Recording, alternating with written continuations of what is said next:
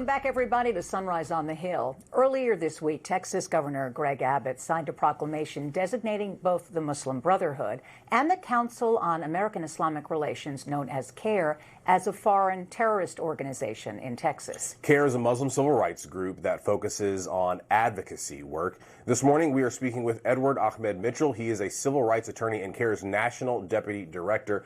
Thank you so much for being with us this morning. I want to read you what Greg Abbott wrote in that proclamation. He says, the actions taken by the Muslim Brotherhood and CAIR to support terrorism across the globe and subvert our laws through violence, intimidation, and harassment are unacceptable. These radical extremists are not welcome in our state and are now prohibited from acquiring any real property interest in Texas. So Texas labeling CAIR a foreign terrorist group. The federal government has not labeled CAIR or the Muslim Brotherhood a foreign terrorist group. I want to ask you just straight up, has CAIR ever been charged with or found liable for supporting terrorism or any other criminal activity by a United States court? Absolutely not. Greg Abbott is a politician who has spent years stoking anti-Muslim bigotry and trying to shred the First Amendment, all to protect the Israeli government from criticism. This is a man who tried to fire a special education teacher because she wouldn't sign a boycott pledge saying she will not boycott Israel. He tried to cut state contracts with a businessman who refused to sign that same boycott pledge. And earlier this year, he tried to expel college kids if they dared to exercise their free speech to speak out against the Gaza genocide. CAIR, we sued him all 3 times that he did those things, and we won all 3 times. And now he's retaliating against us with this defamatory, unconstitutional proclamation that's just full of conspiracy theories and will not stand in a court of law. So can you describe to people what CAIR does and what your impact is? Sure. CAIR is our nation's largest Muslim civil rights organization. We were founded 31 years ago. For 31 years, we've been protecting free speech, religious freedom, and promoting justice for all people. We have 25 chapters around the country, including in Texas. The lawsuits we've won have established legal precedents that protect religious freedom for everyone. We also won recently a 9-0 ruling at the U.S. Supreme Court in a lawsuit against the federal government. That's the work that CAIR has been doing for 31 years. What the NAACP does for African Americans, we do for American Muslims, and we're very good at it. And Greg Abbott knows that, which is why he's so upset with us. Do you plan to take him to court over this proclamation? I don't want to get ahead of our legal team, but I can say that today you will be seeing some significant news in terms of legal action directed at Greg Abbott. Let me ask you, I know that the UAE, for example, has declared CAIR a terrorist organization, that some of your leadership has at times been accused of, having ties to Hamas. How would you address all of that for people who are wondering? Sure. Look, during the 1960s, when Black civil rights activists were speaking up against segregation, those who opposed them, those who wanted to maintain segregation apartheid, couldn't win the argument, so they attacked the messenger. The state of Alabama tried to shut down the NAACP.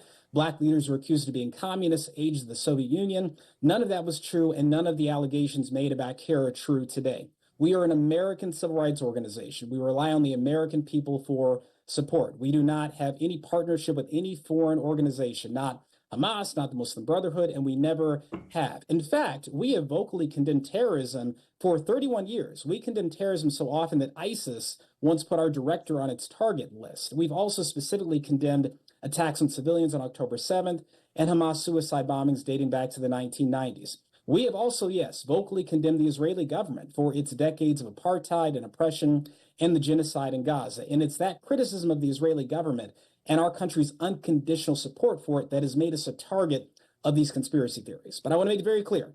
I am the deputy director of CAIR. I'm a civil rights attorney. I'm a former criminal prosecutor. So let me say definitively, CAIR is not an offshoot, agent, partner of any, or pen pal of any foreign entity. We're an American organization, period.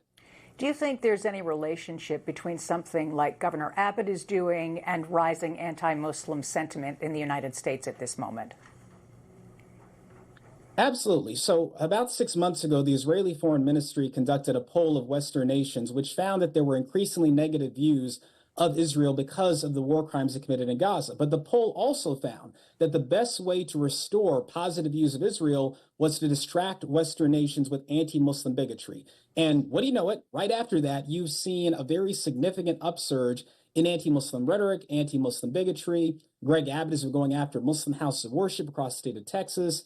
You've seen in various states push to pass Sharia, anti-Sharia laws. You've seen this conspiracy theory about the Muslim Brotherhood come back to life. All of this nonsense was debunked 10 years ago, but it all suddenly came back over the summer. And that is, we believe, because the pro-Israel lobby and anti-Muslim hate groups want to silence American Muslims who have been very successful in speaking up about our government's wrongful support of the Israeli government's human rights abuses. And so they want to silence us. They want to smear us. But I think most Americans are seeing through it.